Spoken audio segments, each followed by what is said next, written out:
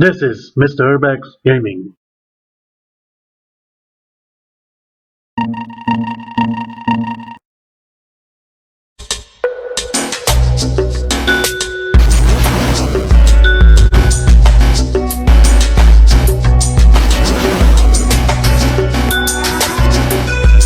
Ikari Warriors, known as Ikari in Japan, is a run-and-gun series created by SNK. 3 games were released in the arcade and each got an NES release. The series focuses on Paul and Vince, known as Ralph and Clark in Japan, who are members of a group of mercenary soldiers in several missions. I briefly showed the NES version of the first game in a previous episode. These were hit games and put SNK on the map. While the first game took place in a wartime setting, the second game, which had the same gameplay featuring an 8-way rotary joystick, it features the Ikari Warriors facing aliens thousands of years into the future instead of human soldiers. What a weird game. The final installment, Ikari 3 The Rescue, which were released in the arcades in 1989 with much better graphics and a focus on hand-to-hand combat in addition to weapons. The Commodore 64 and DOS versions in 1990,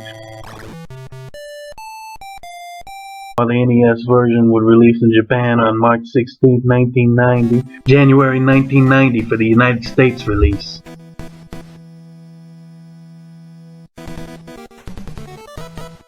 Like POW Prisoners of War, which I reviewed the NES version, this is a brawler. On occasion it plays like the previous games at a faster pace. Obviously, this is a top-down brawler instead of a side-scrolling brawler. So train, bring your fists, and tie your bandana on for this Rambo-inspired brawler as I review the NES version. So if you've played the first 2 Ikari Warriors, you'll notice how different this game is compared to the first 2 games. I'm no big fan of the first 2 games as much as I like SNK, but this game was a welcome change to the series. The first 2 games' NES conversions are awful. Here's the official story from the US version's instruction booklet. The story. It is the end of the 20th century. A worldwide economic recession wreaks havoc with the nation and the planet. The impending threat of anarchy has given rise to a secret vice organization called Crime Ghost, dangerously poised to take over the world with its diabolic strategy. Crime Ghost has infiltrated every country simultaneously. There is one president who has initiated a plan to wipe out the association, but now his home has been attacked and his daughter Elise abducted. A letter has arrived demanding that he resign his powerful position within a number of days, or else his beautiful Elise will be executed in a most unpleasant manner.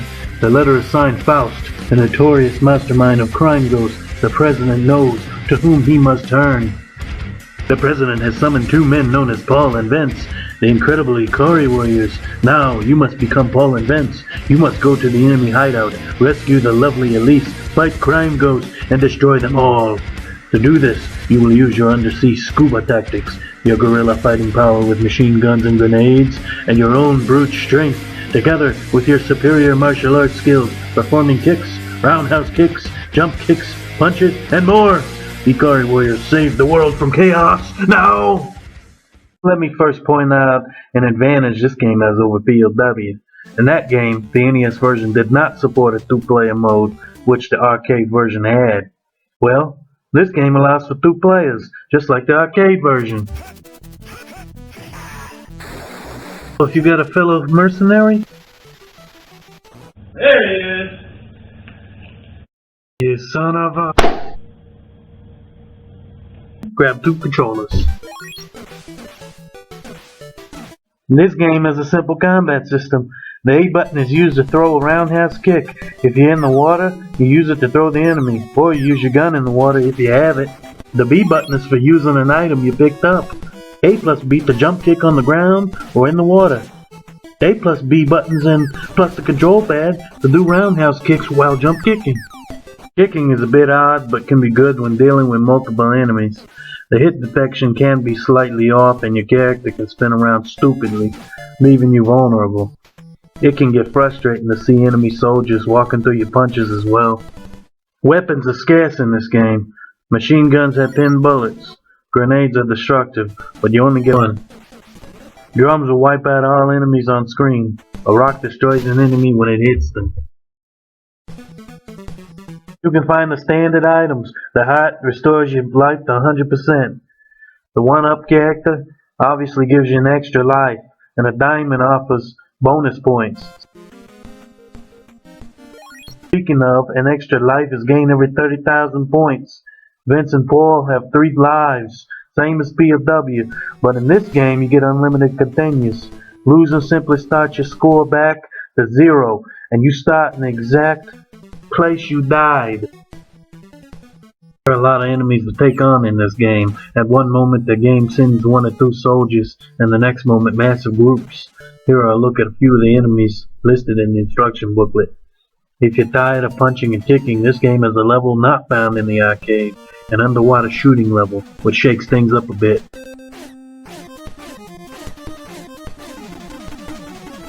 A couple of the boss fights return to the run and gun gameplay of old, except this one plays much better. The biggest difference between this and the arcade version, besides quarter munching, is the removal of the time limit. In the arcade, the timer was a distance meter that informed you of how far away a large enemy mass was from your position. This felt dumb and unnecessary. If they caught up to you, you got sent back to the start of the level. I'm glad they took this out. As I mentioned earlier, unlimited continues. SNK decided to take this route. Unlike the first Ikari Warriors game on NES, where you had to input a code, ABBA, every time you saw the game over screen. Well, like that game, you will see the game over screen a lot. Anytime you get hit by something that isn't a punch or kick, you die. Had this game not had infinite continues, it might be impossible to beat.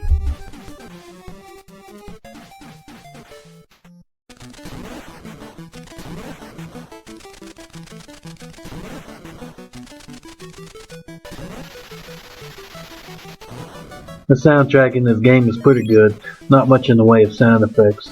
The sound effects are pretty standard for an action game and not very loud, but the music is pretty good and catchy.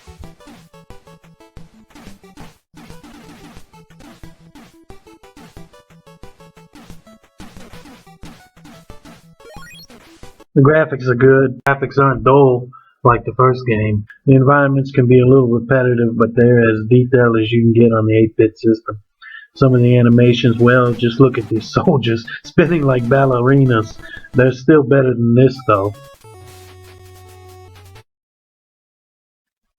It's pretty amusing though. So even though this is a fun game, it's flawed.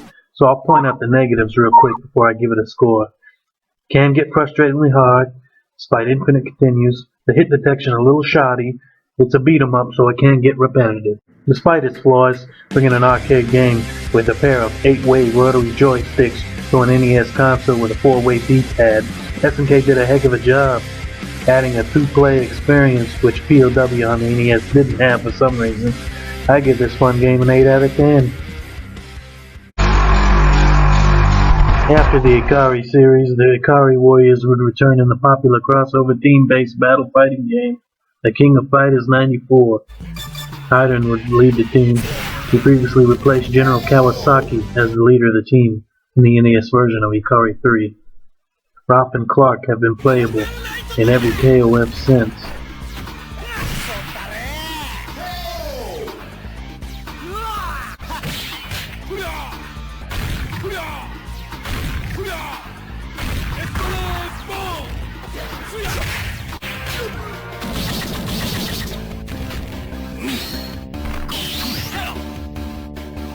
While Hyden would be playable in some of the KOF games, but usually replaced by his stepdaughter Leona in most of the games. The Ikari Warriors would eventually appear in the Metal Slug series as well.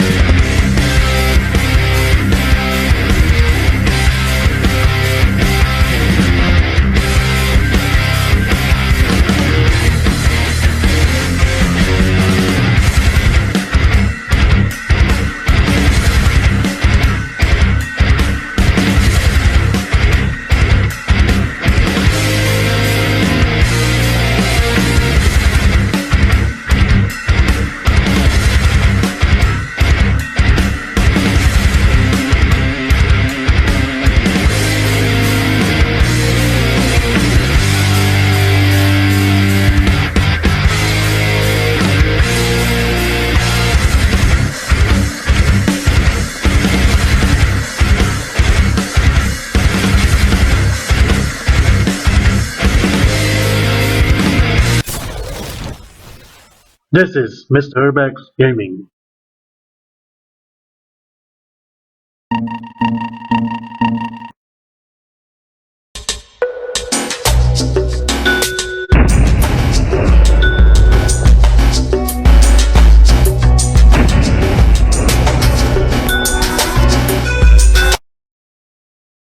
After Wolfenstein 3D and Doom kicked off the first-person shooter craze, a new king would be crowned. Hail to the king, baby. Duke Nukem 3D released on April 24, 1996 for the PC and the Mac on May 25, 1997. Releases for the Gamecom, PlayStation, Nintendo 64, Sega Saturn, and even Tiger Grip games quickly followed. It was actually a sequel to the lesser-known side-scrolling games Duke Nukem and Duke Nukem 2. Duke Nukem 3D was immediately controversial for its violence and pornographic content. When the Game Boy Advance came out, it received Doom and Doom 2 conversions, as well as Wolfenstein 3D. These were pretty fun, as the Game Boy Advance was a huge jump from the Game Boy Color 8-bit system to the Game Boy Advance 32-bit system. Well, on August 12, 2002 in North America, and September 20th, 2002 in Europe, Duke Nukem Advance would bring big action to a small screen. Grab your sunglasses, crack your knuckles,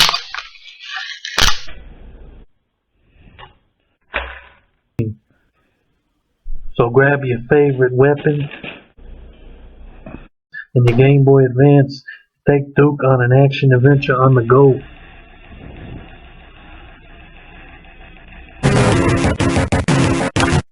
So this Duke Nukem is not simply a conversion like the other games I mentioned on the Game Boy Advance.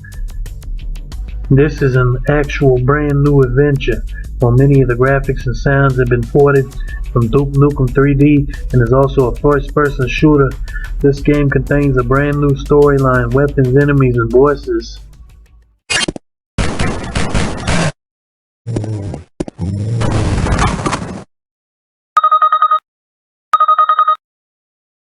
Hey Duke, get your pants on, meet here in 1300 hours. General Graves will brief you on your mission. Ready for action. You'll notice this general who gives Duke a mission briefing every level.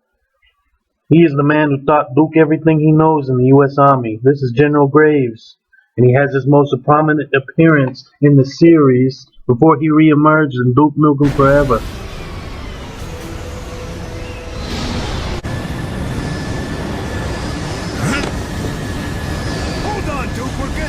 He first appeared in Duke Nukem 3D Expansion Pack, Duke Nukem 3D Atomic Edition.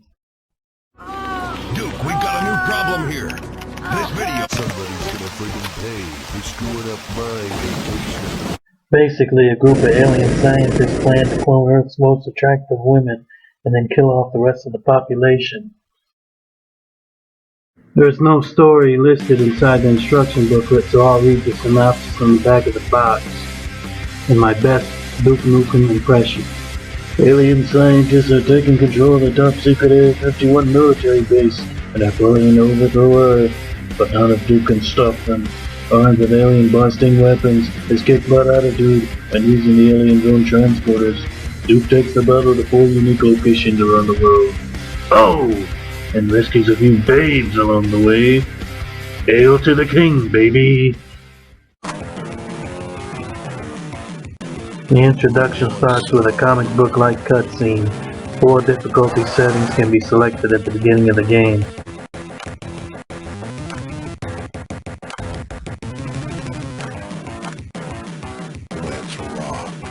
Multiplayer is possible, but it requires 4 players to have a copy of their own.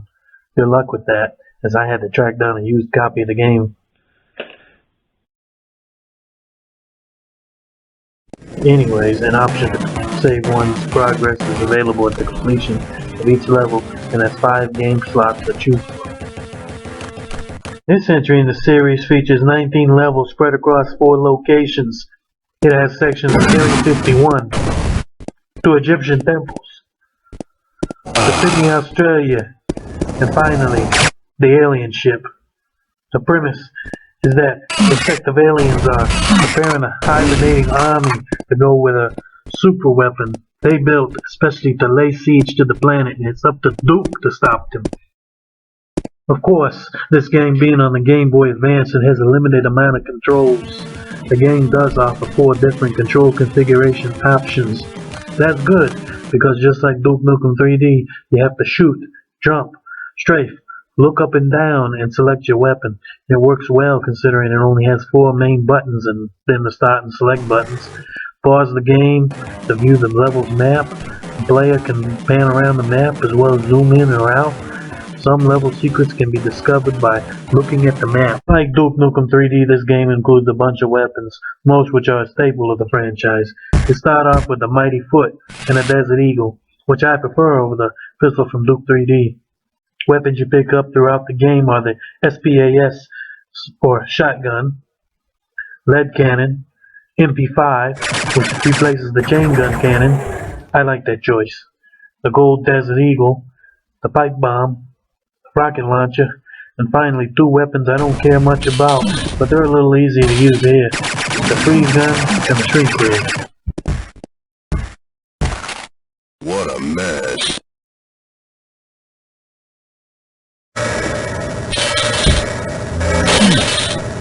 Exercise caution when using the freeze gun or the shrink ray, because you can end up freezing yourself or shrinking yourself. In this version of Duke, there's no extra button to use your Mighty Foot, like in Duke 3D, so when you freeze an enemy, they'll automatically kick the enemy when you get close enough. When you shrink them with the shrink ray, you'll automatically step on them when close enough. I actually avoid these gimmick weapons as much as possible, but some players enjoy them. To use the Mighty Foot, you have to select it or run out of all ammo.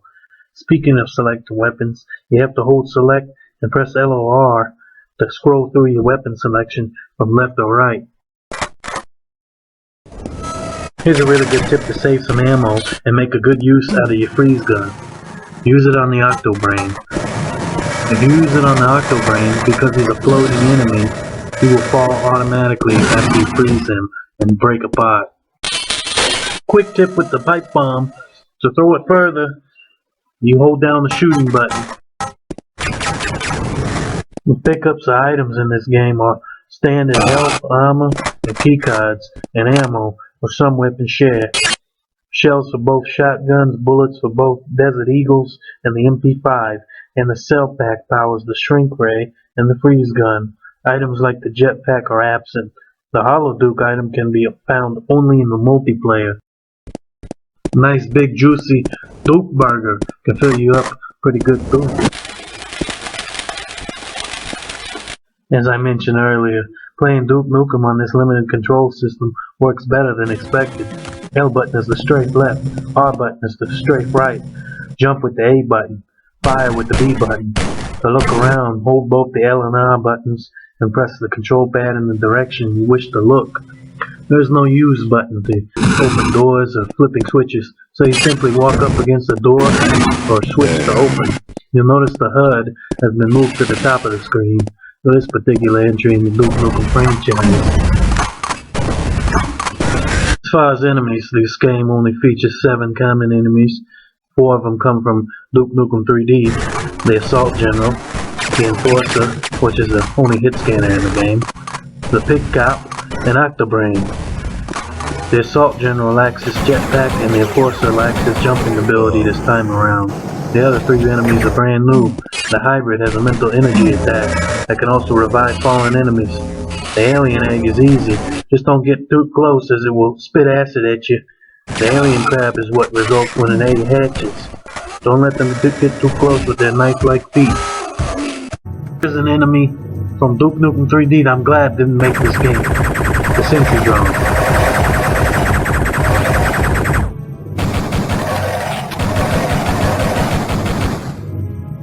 The other enemies are 4 brand new and exclusive bosses. The Spider Lord, the Alien Controller, the Cyber Alien, and the Alien Lord.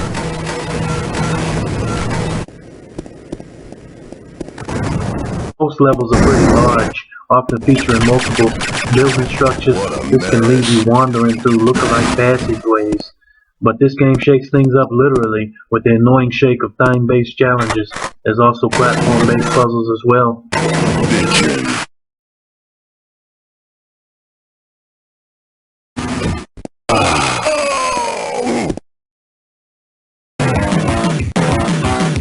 Game can get frustrating.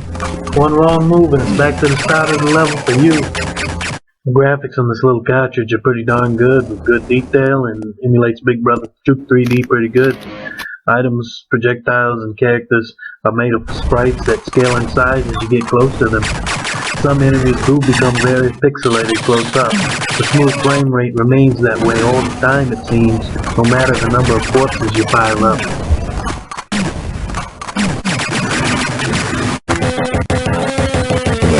You might have noticed something about the sound during my gameplay. The classic Duke Nukem 3D anthem blasts during menus, and it can get annoying because that's the only music you'll be hearing. Other than that, most of the standard sounds and some of Duke's classic lines are here, and very good. The alarm's going off and it's extremely irritating though. What a mess. Even Duke himself gets that French theme song stuck in his head.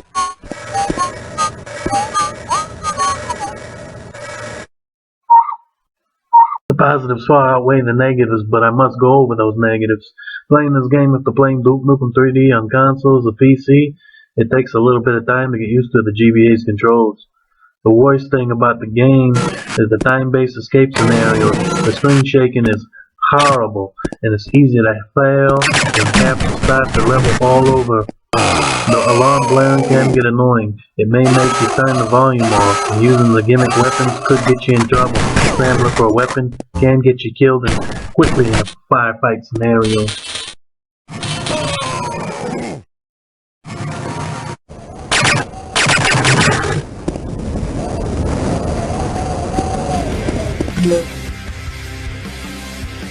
This is the best first-person shooter you'll find on the Game Boy Advance.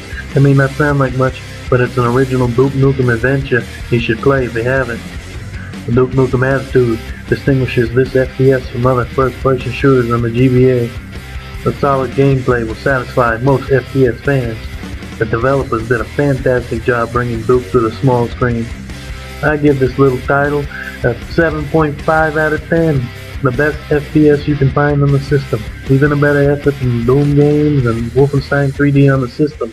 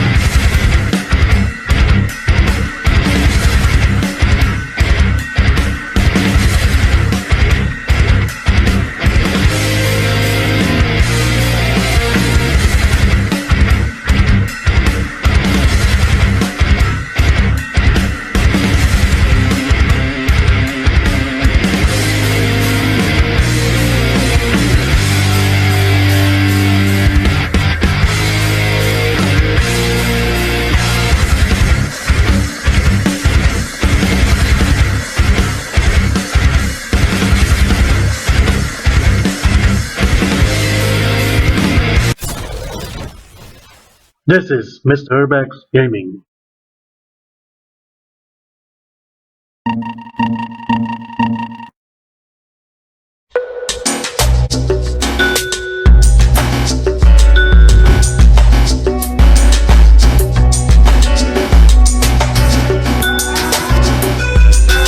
Back in a previous episode, I covered Batman Returns for the Nintendo Entertainment System, so I figured I would cover a Batman video game based on the first movie this time around.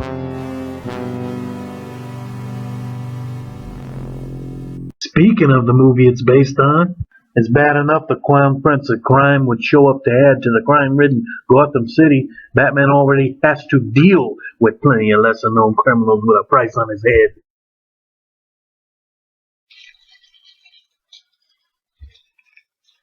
I hear you iced a lot of guys in the war.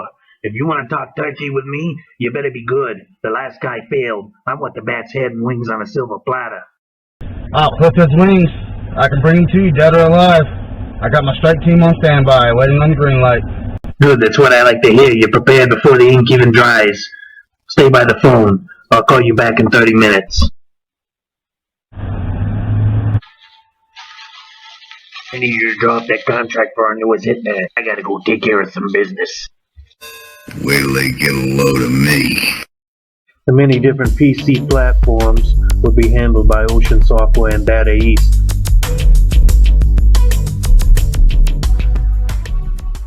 I'm Batman. Atari Games and Lumega team up to publish and develop an arcade action game.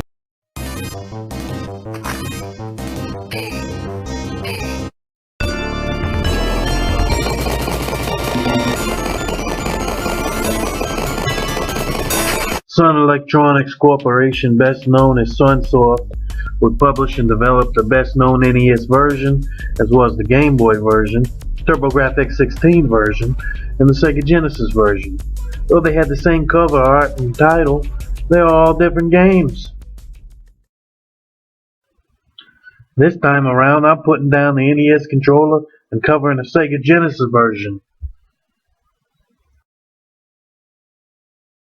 Batman the video game was released in Japan on July 27, 1990. Due to the exclusivity contract that Sunsoft and other companies had with Nintendo expiring in 1991, this game was finally released in North America on July 19, 1991, and a year later in Europe in 1992. Let the battle begin. This is your chance to battle the diabolical Joker for the freedom of Gotham City. Incredibly strong and armed to the teeth with a vengeance, Batman is prepared to put his life on the line to seek out the Joker and put an end to his evil reign of terror. But it will not be easy. With the help of the Batmobile, Batwing, and you, Batman will face an army of deadly enemies as he leaps, flies, and dodges their fire on his way to the Joker's hideaway. Prepare yourself for thrilling excitement, action-packed adventure, and awesome power. The Joker awaits you. And remember to say this when you're playing the game: I'm Batman. Citizens of Gotham City are gearing up for the city's 200th anniversary festival. As the crime syndicate Carl Grissom and his right-hand man Jack Napier don't see eye to eye. Because of their differences, Grissom sets up Jack Napier by notifying the police that there is a break-in at the Axis Chemical Factory. Batman arrives on the scene to help police apprehend Napier. As Napier tries to escape, he accidentally falls into a vat of liquid waste. Cape Crusader departs, and Napier is nowhere to be found. Still alive, Jack's appearance has been altered dramatically. His flesh is bleached bone white, hair colored seaweed green, cheeks torn and puckered, and his mouth twisted in a hideous grin. Jack's altered persona emerges as the Joker. His first dirty deed is to join Grissom. Next, the Joker tries to bring Gotham City to its knees by poisoning the people with a DDID nerve gas. However, Batman is wise to the Joker's scheme and finds an antidote to DDID gas. The Joker is furious because his plot is foiled and swears vengeance against Batman. Shortly thereafter, Bruce Wayne figures out that Jack Napier, the Joker, was the one who gunned down his parents when he was young.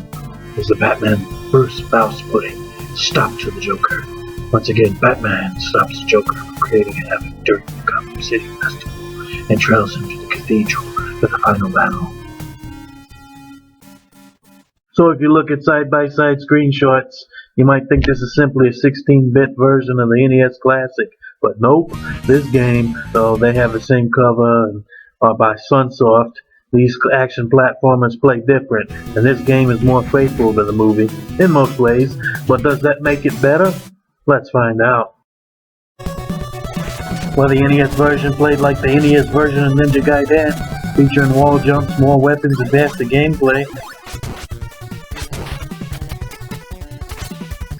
This Batman game fittingly plays like the Revenge of Shinobi, ditching the wall jump for a double jump instead, and it similarly moves at a slower pace.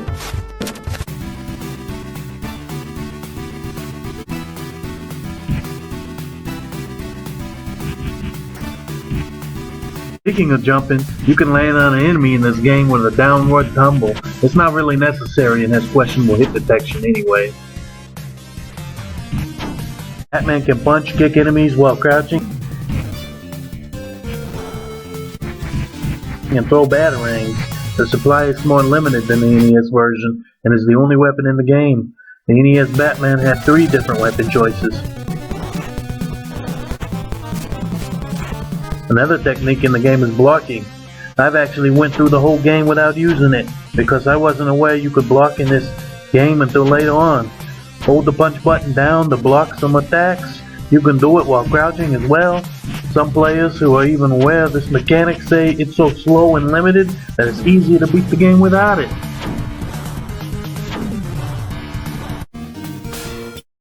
Batman's other wonderful toy in this game from the movie is the grappling hook. This, of course, is of use to ascend to a higher platform.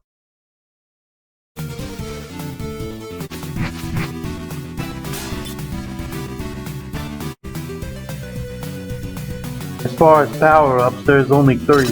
Life energy, batarangs, and an extra life.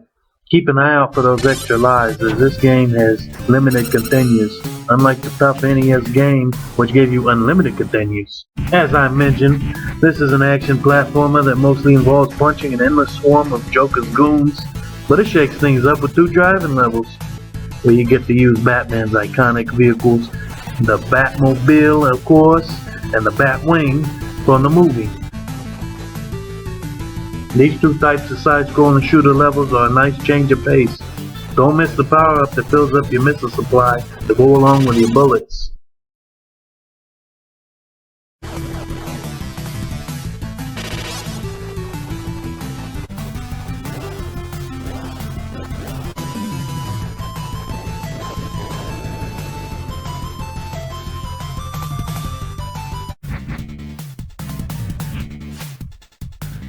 This game can take a little getting used to at first. It can seem pretty tough, but enemies usually are taken out with 1 or 2 hits, and the bosses are simple, especially when you figure out their patterns. You don't need your batarangs for them.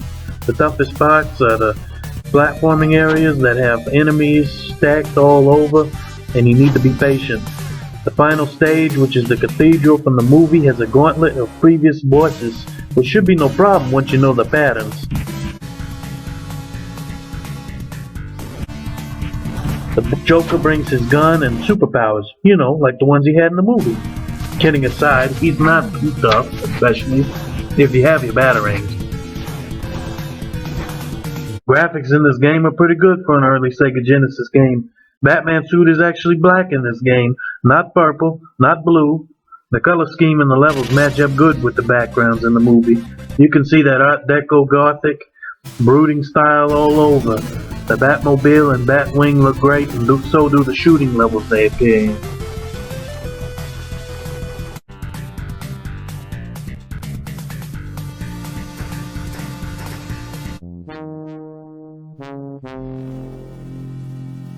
If you've played enough Sunsoft games, you can expect a great soundtrack. The same goes here. Composer Naoki Kodaka makes great music like the NES version, except it has that distinct Sega Genesis chip sound. I prefer the NES version of the soundtrack, but this is great too.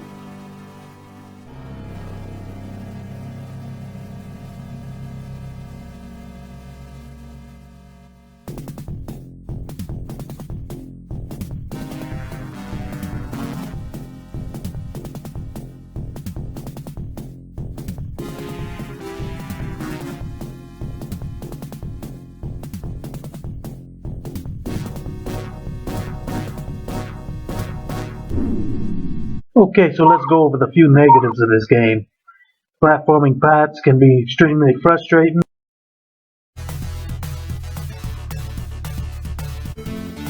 At the same time, the bosses are dumb as a rock, making them too easy.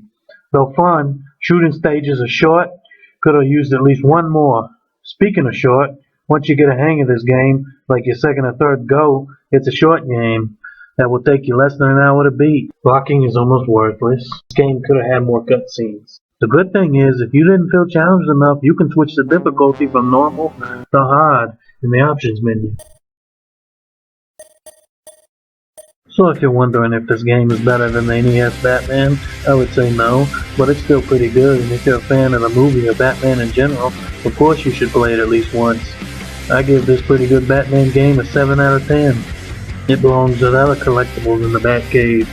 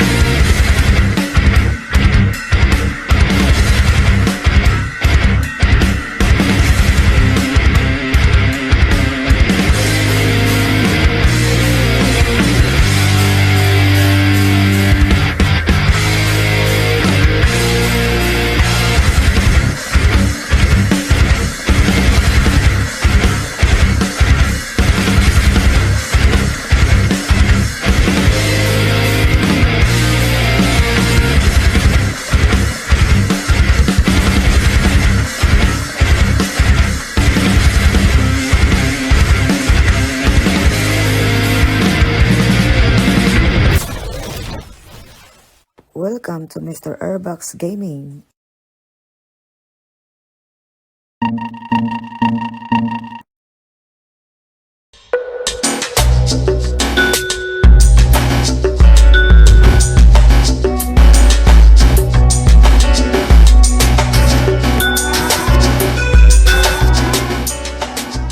It's funny, I can remember when playing Street Fighter 2 on SNES as a kid. I didn't know a previous Street Fighter existed. It wasn't until I had Street Fighter Alpha 3 on the Sega Dreamcast, reading in a strategy guide about Sagat and Adon's origin was listed simply Street Fighter. I think later the next year I finally played the original at an arcade in Florida on family vacation.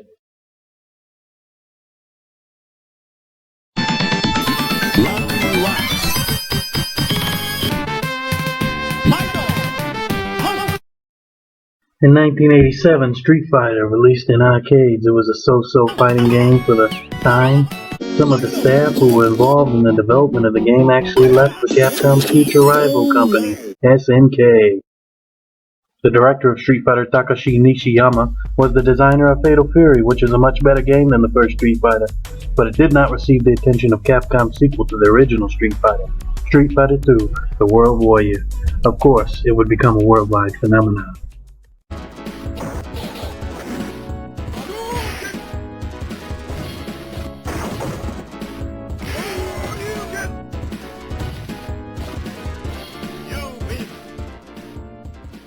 When it arrived on the Super Nintendo, it got even more popular, and it would be so popular that it got 3 different editions that would come out on the Super Nintendo. Sega made sure to get in on the fray with a Champion Edition on the Sega Genesis.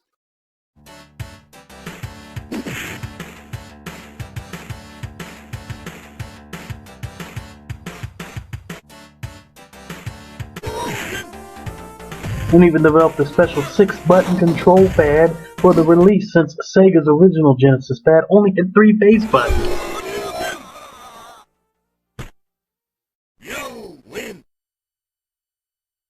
Street Fighter 2 would even be released on the Game Boy. Not a very good version, I must say.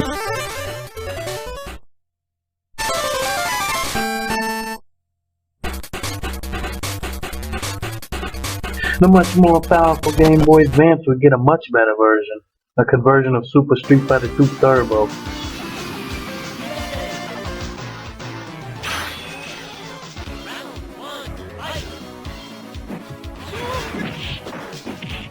Super Street Fighter 2 Turbo Revival.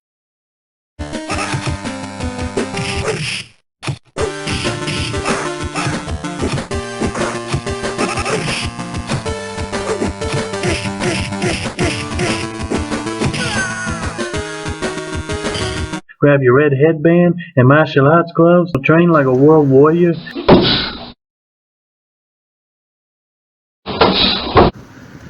And your Game Boy Advance, as I look at this handheld version of that classic 5th edition of Street Fighter 2 that was in the arcade and now is in the palm of your hands. Arcade action in the palm of your hands! Capcom's timeless Street Fighter masterpiece conquers the Game Boy Advance system. Choose from over 16 brawlers from the Street Fighter universe and execute special moves and super combos to wreak havoc on your opponent and become the best Street Fighter in the world. Lightning fast animation, unbelievable graphics, and Capcom's signature gameplay makes Super Street Fighter 2 Turbo the most respected fighting game of all time. The blockbuster fighting series now on Game Boy Advance universally recognized as the most perfectly balanced fighting game of all time. 8 modes of play: arcade, versus, training, time attack, mission, bonus, character edit, and team battle mode. The Game Boy Advance has quite a library of fighting games. Capcom made a smart move to get Street Fighter 2 on the system early in the GBA's life cycle. So without further ado, let's pop this sucker in and check out my review.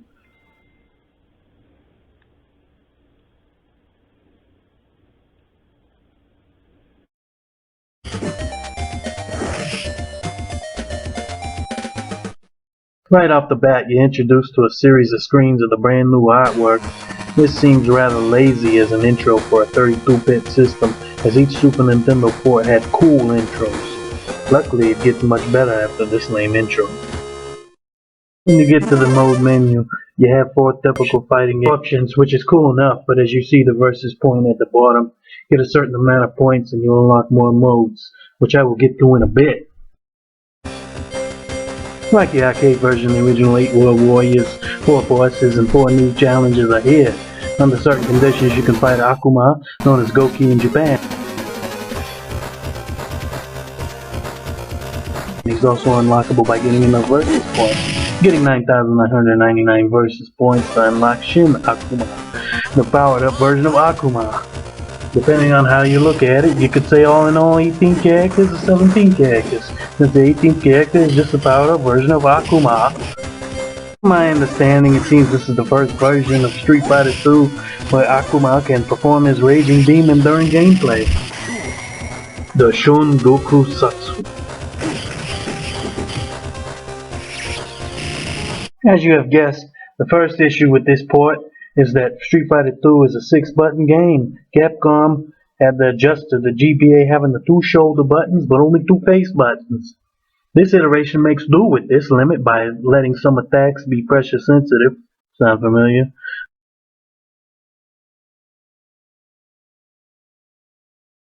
A quick tap of the B button, for instance, makes your character throw a weak punch. Pressing it a bit longer makes for a strong attack. The adjustment of having the effects of 6 buttons with just 4 works as good as you'd hope. You may need to practice for a while as the window for quick taps is very slender. Turbo Revival lets you choose from 4 different speeds and capably handles the fastest ones. Unlike the arcade version, at times you'll see the game slow down though. It can throw your timing off, but it's not a serious issue, so that's one more speed than the arcade version offers.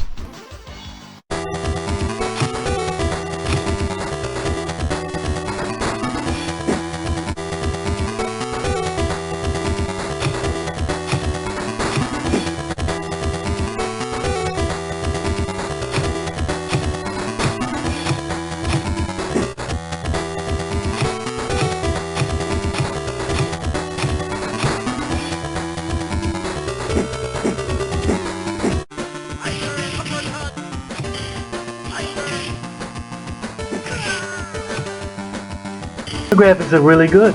Visually not quite as good as the arcade, slightly better than the Super Nintendo version. Most of the character animations are here, still look good. Unfortunately, some frames of animation have been cut out.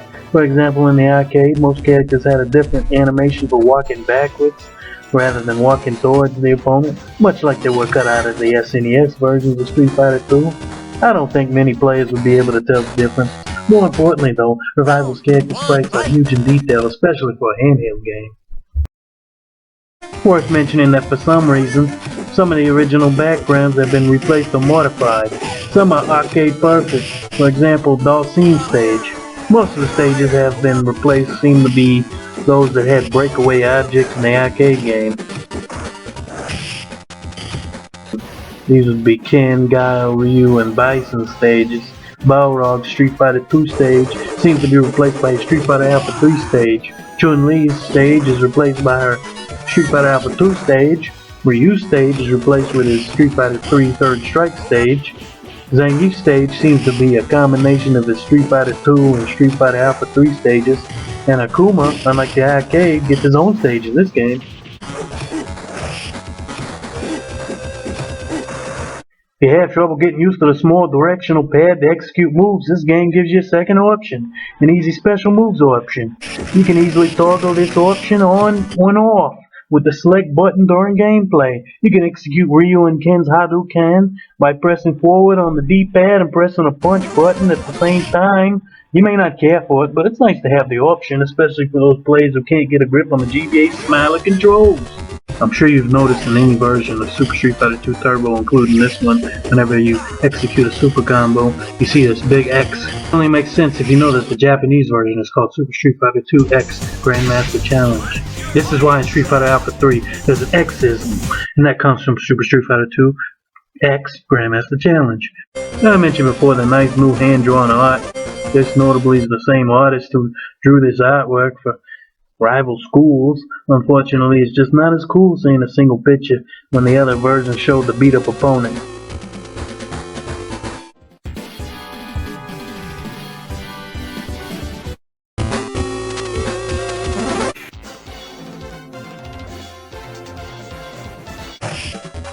Also, stupidly, Vega, Balrog, and Bison's victory quotations are wrongfully attributed. It's laughable to see Bison declare, "And some fighters never lose." This was possibly a translation issue since M. Bison is named Vega in Japan, Vega is Balrog in Japan, and Balrog is named M. Bison in Japan.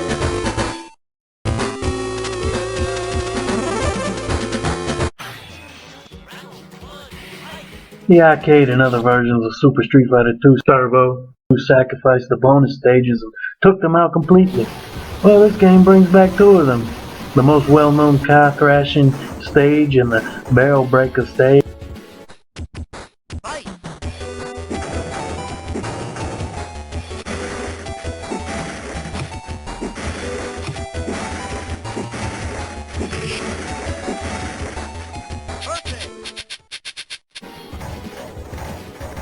Unfortunately, the oil drum stage or the brick tower stage, that one only appeared in 16-bit versions, those don't return. But you can play a third bonus stage along with those in survival mode. This one is a tougher version of the barrel stage. Take on other tough challenges to break up the monotony of arcade mode.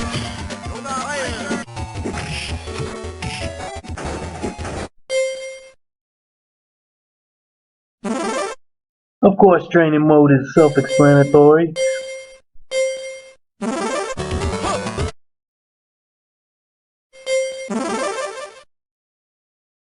Versus mode, you need a friend, an extra Game Boy, and copy of the game and a link cable.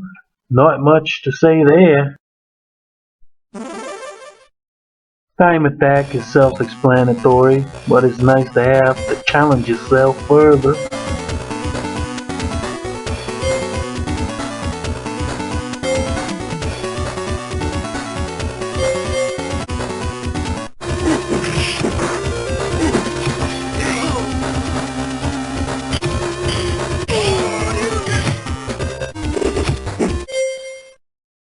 Gallery is the final unlockable.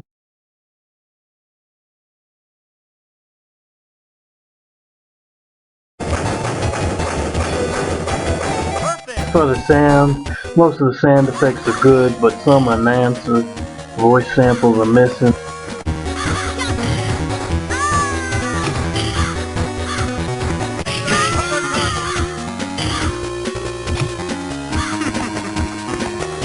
And though all the characters retain their themes, they suffer being ported to the system and sound a little flat. Not as good as the Super Nintendo even, but much better than the original Game Boy.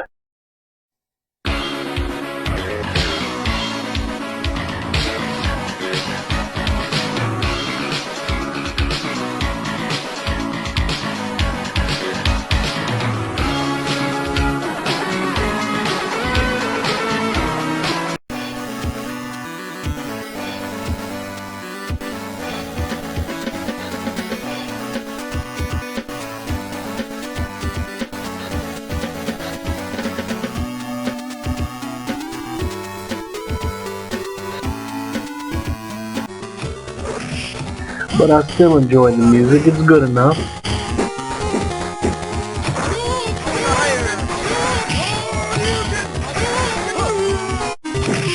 I had this friend in high school. You know who you are if you're watching this. Whenever Balrog would do that move, he'd mock the announcer, he'd go, "One, one."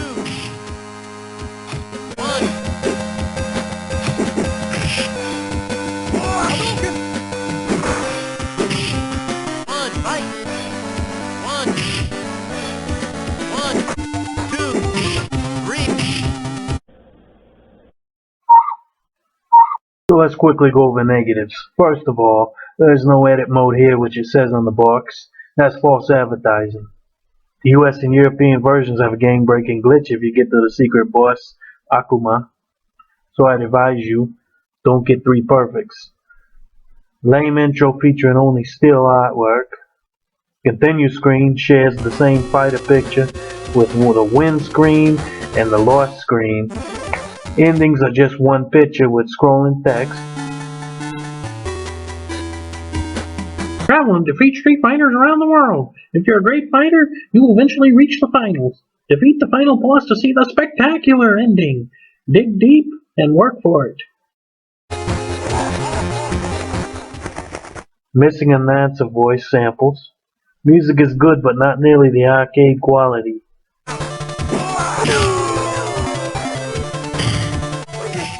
It may sound like I got a lot of complaints about this game, but you look at the arcade classic that this is based on, all packed in one little cartridge, I'm still going to give this a good score.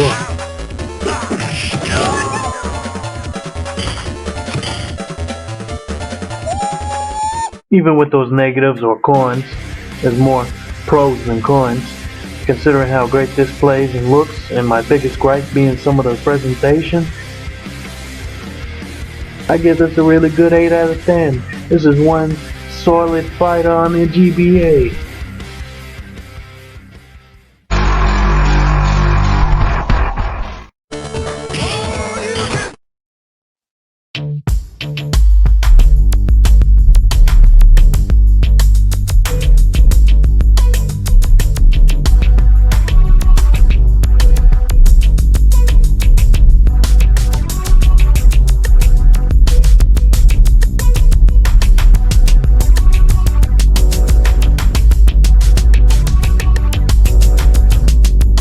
Thank you for watching.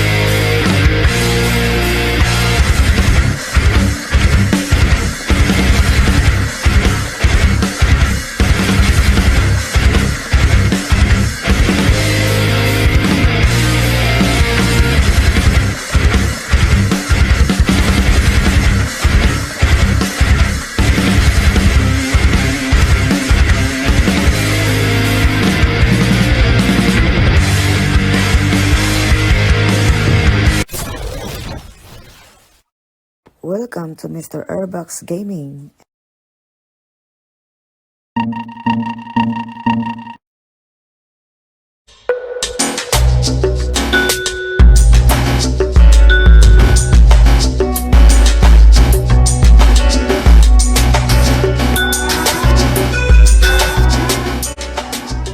Last episode, I covered a Game Boy Advance port of a classic arcade fighter from a legendary fighting series.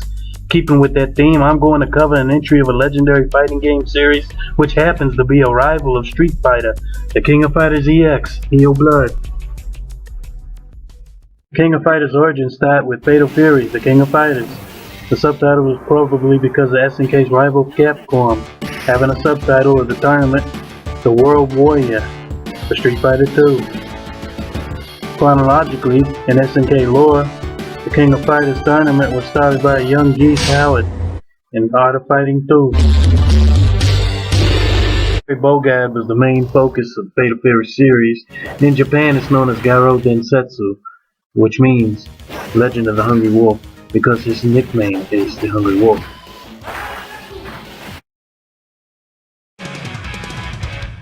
At the Fatal Fury special where Art of Fighting's Ryo Sakazaki was a hidden crossover character, the King of Fighters was born, and Fatal Fury, starting with the third game, was spun off into its own series.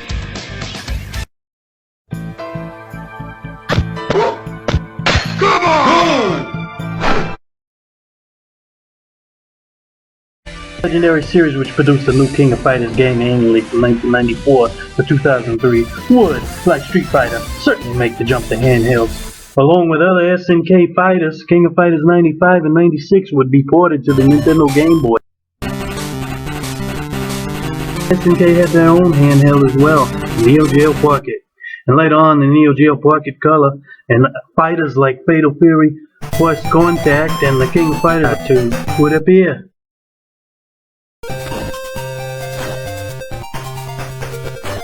As fun as these fighters were on the handheld systems, they all have a similar look. The chibi style versions of the characters. How about a handheld SNK fighter that gets out of the cutesy style sprites? Luckily, iTunes and Playmore, licensed by SNK, would develop a King of Fighters game for the GBA with the help of publishers Sammy and Marvelous Entertainment, would bring the arcade look to the small screen. So Sammy, grab your trucker hat, jeans, and sneakers. Now whack the streets like a vagabond with your Game Boy Advance. Introducing the sequel to a fighting dynasty. Invitations to the King of Fighters tournament have been sent to the best fighters in the world by an unknown host.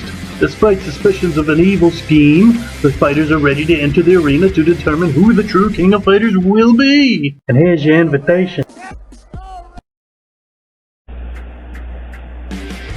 You're invited, sir.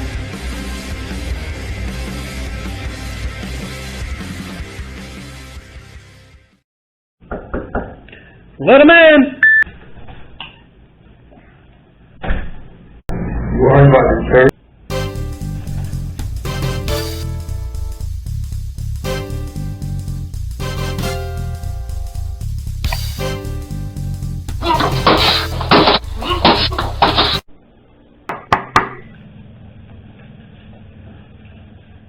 Sir, you're invited.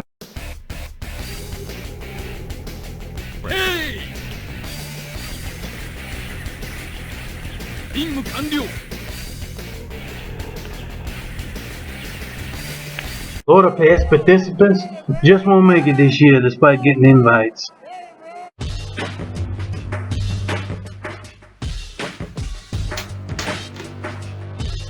There he is!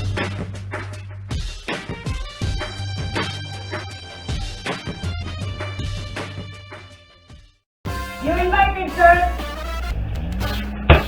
Woo!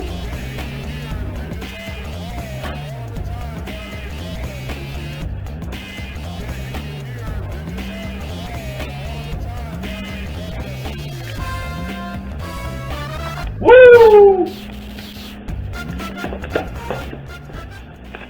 So let's pop this sucker in and get started reviewing the King of Fighters EX Neo Blood.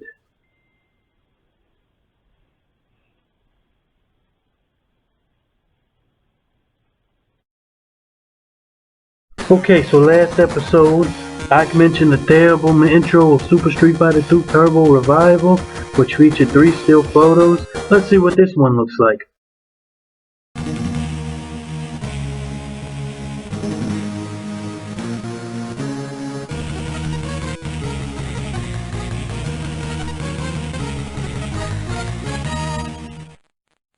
Okay, that's slightly better. The music is not as good though, but it gives you a look at the roster. I didn't expect the Neo Geo quality of the King of Fighters 99, which this is mostly based on.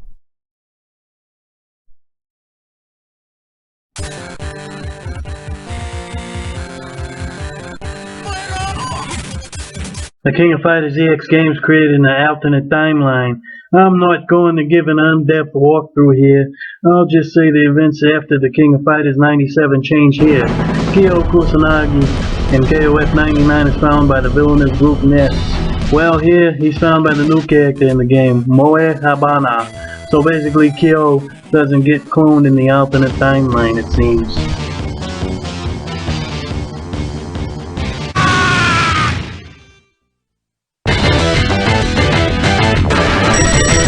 Two years have now passed since the last edition of King of Fighters tournament, accomplished in 1997, after Orochi was sealed by the joint forces of Kyo Kusanagi, Chizuru Kagura, and Iori Yagami. All the fighters returned to their normal lives.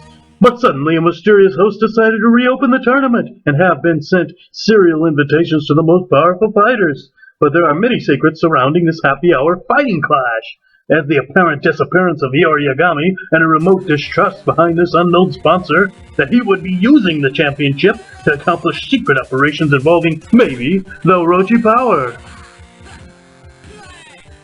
So you have all the standard modes, of course. KOF is known for its 3-on-3 gameplay, except for KOF 99 to 2001, where it has teams of 4. Well, this game has the striker system from KOF 99 and 2000 and KOF Evolution, except one out of the assigned teams is striker only. So 18 characters, 2 bosses, and 10 strikers make up the KOF roster. That's pretty good for a handheld fighting game roster.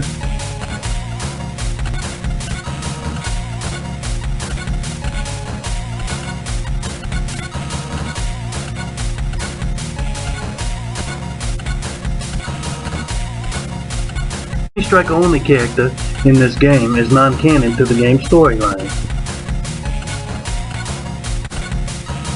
They're not involved in this game's storyline, so they're only in the gameplay, and that's it.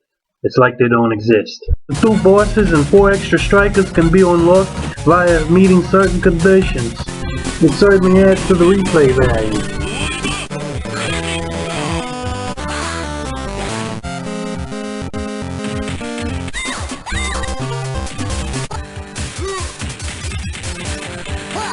Anyways, the modes include team, single, survival,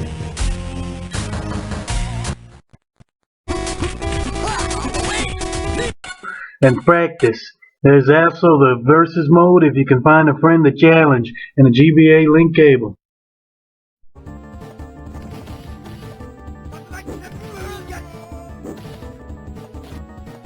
Unlike the Street Fighter series, which use a 6-button fighting control scheme, the King of Fighters and most SNK fighting games use a simpler 4-button system. 2 types of punches and 2 types of kicks for each button. Luckily for the Game Boy Advance, which only has 2 face buttons and 2 shoulder buttons. Light punch, strong punch, light kick, and strong kick. Pressing light kick plus strong punch will bring in your striker. Select for a taunt. This can be used to recover a striker assist. You can run, you can back off, forward or back, plus strong punch or a strong kick to escape. You can roll, use a heavy attack with strong punch, plus strong kick, defense cancel, and roll, waste the power bar, so it does its defense cancel into a heavy attack.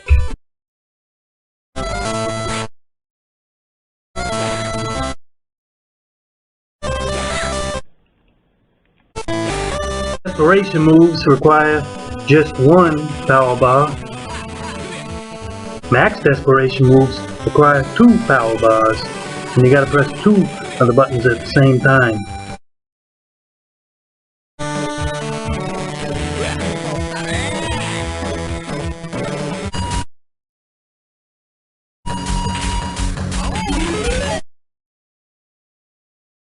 There's also a cannon mode and armor mode. In cannon mode, you can cancel some of your special moves and the desperation moves, but you don't have access to the defense cancel moves. In this mode, your character deals more damage. In armor mode, your character deals more damage. Also, you have partial immunity to some normal attacks. You receive no tick damage by blocking special moves or DMs. These properties are not valid while you are jumping though. There's also guard crush, which prevents you or the enemy from blocking too much. This is quite a bit of stuff packed in this small cartridge. The controls are a little bit stiff. Don't expect to have the precise controls of a Neo Geo KOF game. There's also an option for 3-button controls, so that's nice. Visually, the game looks pretty good, especially since they use the visual style KOF fans are used to. But the backgrounds lack animation and quite a few animations are missing. Any KOF fan will easily notice this. The hit detection and animation are a little bit inferior to the first Fatal Fury, I'd say.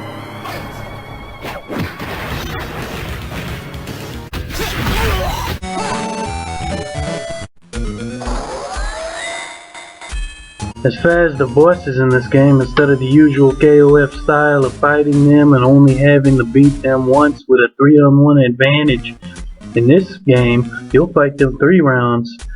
Maybe because of the drop in difficulty in this game?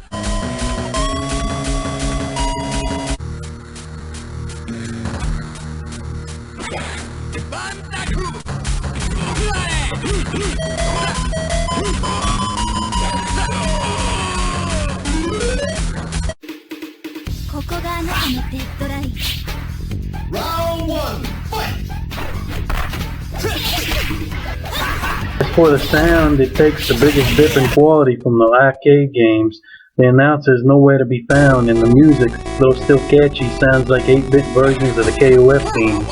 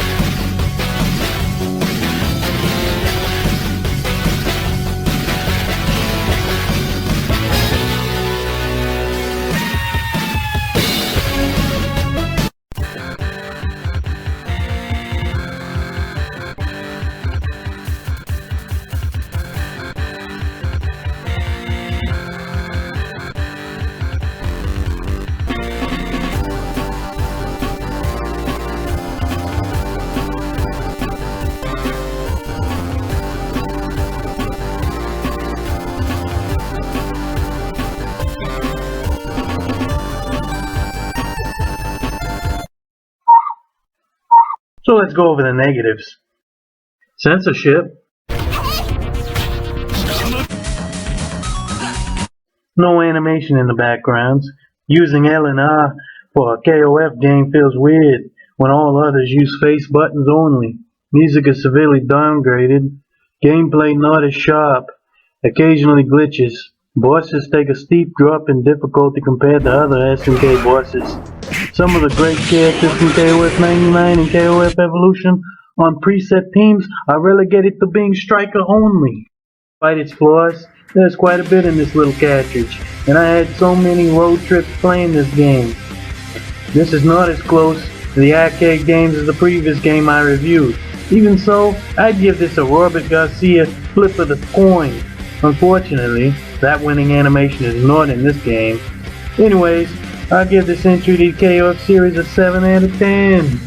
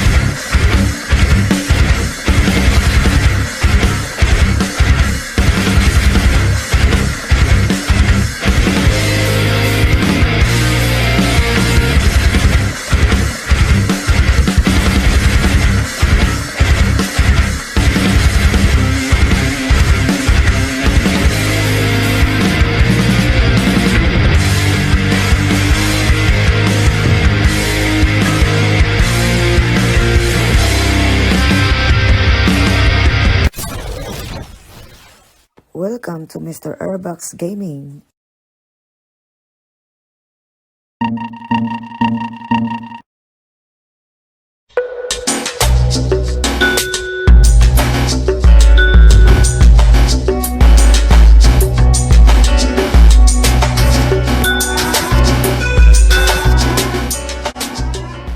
Throughout time, puzzle games have not only been great time killers, something you can take on trips, they're good exercise for your brain. Well, a lot of these are only fun for 2 players.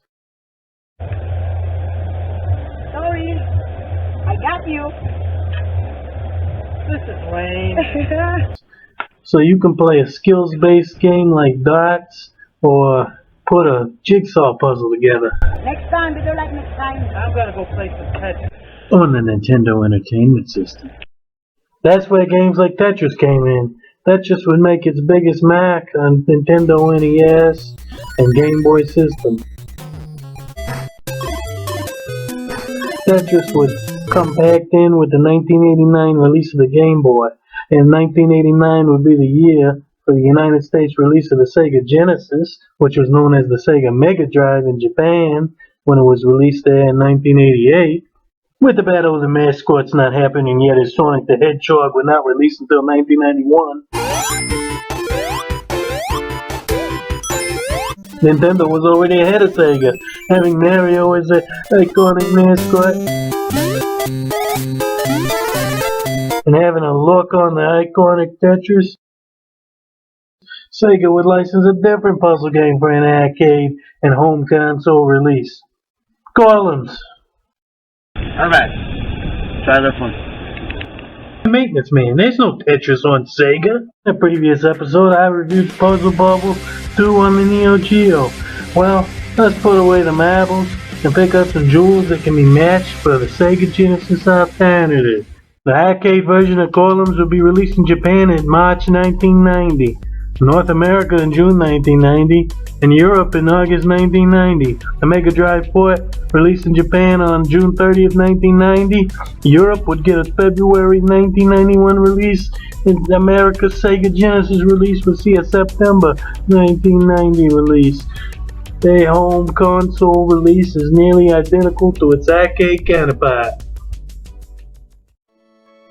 Columns, go back in time to a bygone civilization, the ancient world of Phoenicia, and play the game that originated among the Phoenician merchants. Columns is incredibly captivating. You'll find yourself losing track of time. It is very simple. You don't have to be a game whiz to play at the hardest level. Columns of sparkling, rainbow-colored jewels drop one after another. Arrange 3 or more jewels of the same color horizontally, vertically, or diagonally, and remove them from the play screen. If the columns pile up to the top, the game is over. If you have the urge to challenge something different, try flash columns. In the flash columns version, you'll be timed on how quickly you can make a flashing jewel disappear. Start on the easiest level and work your way up, or challenge one of the higher levels from the start. Play alone or double the fun by playing with a friend. So simple and so captivating, with a little help from the Phoenician gods, you can perform miracles. If you're not familiar with this game, wait 10 seconds for a demonstration.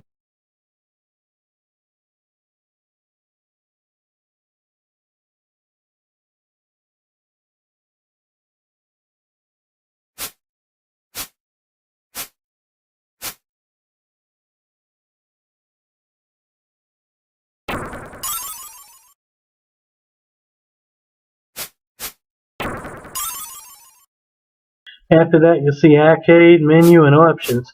The menu contains the 2 other game modes to add to the variety. We will get to these later.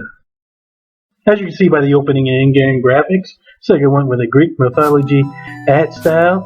This characteristic gives it a differing feel from other puzzlers. Arcade has 3 difficulty levels to choose from. Easy. You start at level 0, of course. It even helps you with hints until level 3. Medium starts you at level 5. And hard starts at level 10.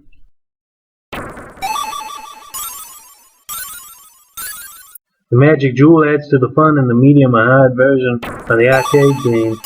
If the magic jewel lands on a jewel of a certain color, jewels of that color will disappear. The gameplay is based off of using the original 3-button gamepad. During gameplay, A, B, or C can be used to shift the jewels.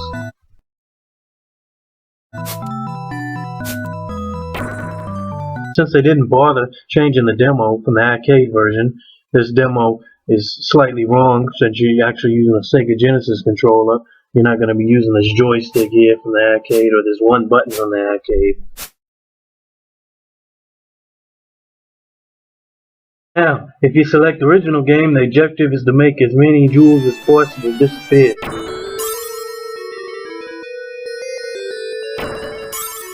You can play with 2 people in this mode as well. Player 2 will of course be on the right side.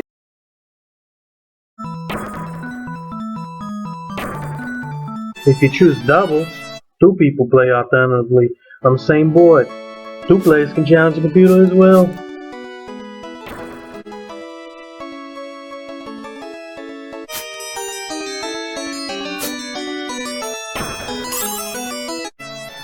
You've got 3 classes to choose from here. Choose Novice, play with jewels of 4 different colors. Amateur, 5 different colors. And Pro, you play with 6 different color jewels. When selecting a level, the higher the level, the faster the columns will drop. If you select Time Trial, you'll have a time limit of 3 minutes to play a game. Game ends when time runs out.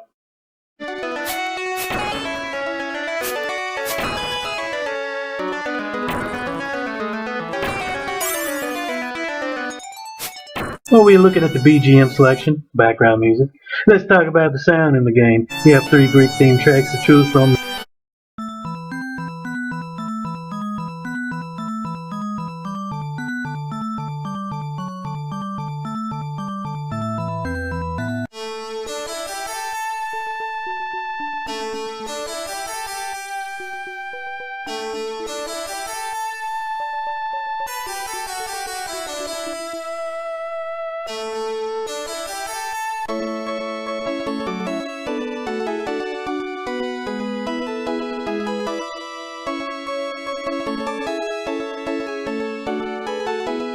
They're all nice.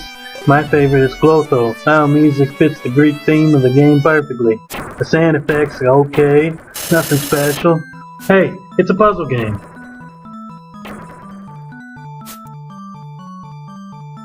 Let's talk about flash columns. Here, you have time to how quickly you can make a flashing jewel disappear.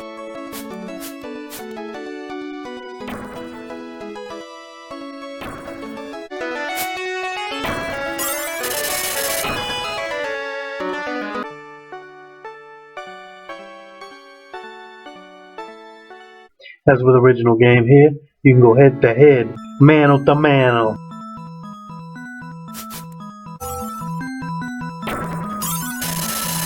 Or doubles. The choice of modes are the same as I outlined when talking about original mode.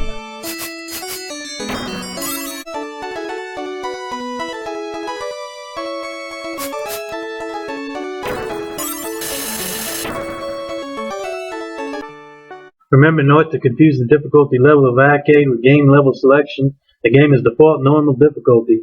If you select hard in options and easy on the arcade screen, you'll be playing the hardest version of the easy level, for example. Now, as a classic puzzle game, you don't expect spectacular graphics, but the graphics with a Greek theme perfectly match the Greek theme music, and having shiny jewels is a nice break from standard looking puzzle blocks. Playing straightforward is not the best way to get a high score. Diagonal matches award the most points. They're tricky to set up, but that adds to the fun. Sometimes you have unintentional combos, maybe intentional. Half the field evaporating feels as satisfying as getting the Tetris.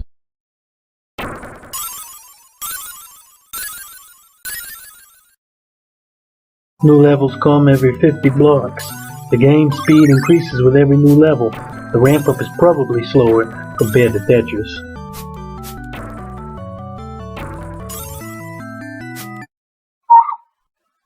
As far as negatives in this game, it's a puzzle game that I can't really think of any way to improve. I'll just say it can be very repetitive if you play it straightforward. No more repetitive than Tetris. It's not as pick up and play friendly as Tetris though.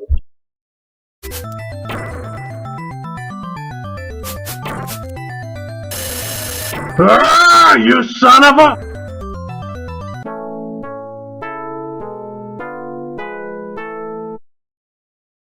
Problems is a solid puzzler that players of all skill levels can easily access. If you're a fan of Tetris but haven't played this, check it out.